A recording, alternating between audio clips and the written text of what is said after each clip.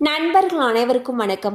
இன்னைக்கு நம்ம இந்த வீடியோல யூபிஐ பயனாளர்களுக்கு மிக முக்கிய புதிய தகவல் ஒன்று வெளியாகியுள்ளது. ஸோ அதை பற்றி தான் இப்போ நம்ம பார்க்க போகிறோம். இன்றைய காலகட்டத்தில் மக்கள் மத்தியில் ஆன்லைன் பண பரிவர்த்தனை என்பது அதிகமாகிவிட்டது. அதில் பெரும்பாலானோர் கூகுள் பே, போன்பே உள்ளிட்ட யூபிஐ செயலிகளை பண பரிவர்த்தனைக்காக பயன்படுத்துகின்றனர்.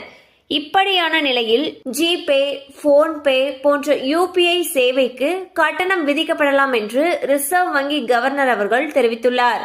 யூபிஐ சேவையை இலவசமாகவே கொடுத்து கொண்டிருக்க முடியாது என்ற அவர் இதற்காக வங்கிகள் பிற அமைப்புகளுக்கு செலவு ஆவதாக குறிப்பிட்டார். அந்த செலவுகளை இதுவரை அரசே ஏற்றுள்ள நிலையில் இனி அதற்கு கட்டணம் விதிக்க தேவை ஏற்பட்டிருப்பதாக அவர் தெரிவித்தார். ஸோ பாத்தீங்கன்னா தற்பொழுது பெரும்பாலான மக்களால ஜிபே, போன்பே போன்ற யூபிஐ செயலிகள் தான் எல்லா விதமான டிரான்சாக்ஷனுக்கும் பயன்படுத்தப்படுகிறது. இந்த டிரான்சாக்ஷன் எல்லாமே தற்பொழுது ஃப்ரீயா தான் இருந்துட்டு இருக்கு. இனி வரும் காலங்களில் இந்த சேவைகளுக்கு கட்டணம் விதிக்கப்படலாம் என்று ஆர்பிஐ கவர்னர் அவர்கள் தெரிவிச்சிருக்காரு.